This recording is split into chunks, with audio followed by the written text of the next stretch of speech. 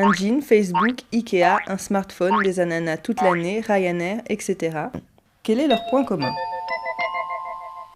Ils existent grâce à la mondialisation. Mais oui, la mondialisation, ce phénomène global de flux de personnes, de biens, de services, d'investissements, d'informations et d'idées à travers le monde. Mais depuis quand les continents sont-ils ainsi reliés? Remontons à l'époque du commerce triangulaire qui reliait l'Afrique, les Amériques et l'Europe par le transport en bateau. Des esclaves sont vendus pour travailler de force dans les colonies américaines. Le fruit de leur travail, comme le café, le sucre, le coton ou le cacao, est exporté en Europe. D'où des tissus, des armes à feu ou de l'alcool sont acheminés vers l'Afrique. La boucle est bouclée et l'échange inégal. Bon, aujourd'hui, il y a l'OMC.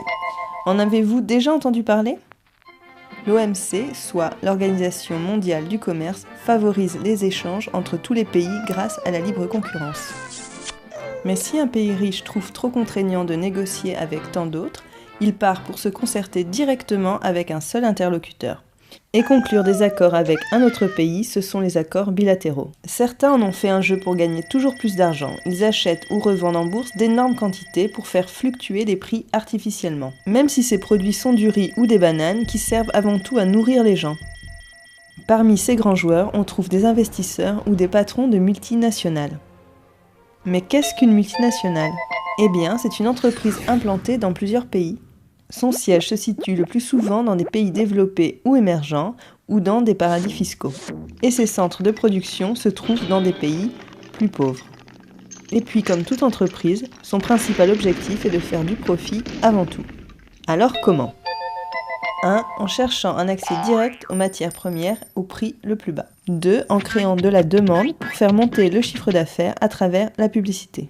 3. En étendant le marché géographiquement à travers le monde. 4. En diversifiant les produits et les services. Certaines multinationales combinent les secteurs de la musique, des boissons, des télécommunications et même de l'aviation.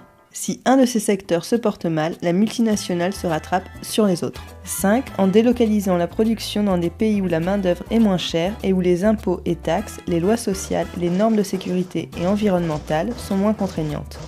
6. En travaillant avec des sous-traitants qui produisent à leur place pour se déresponsabiliser des mauvaises conditions de travail, par exemple. 7. En créant des mécanismes fiscaux pour payer le moins de taxes possible.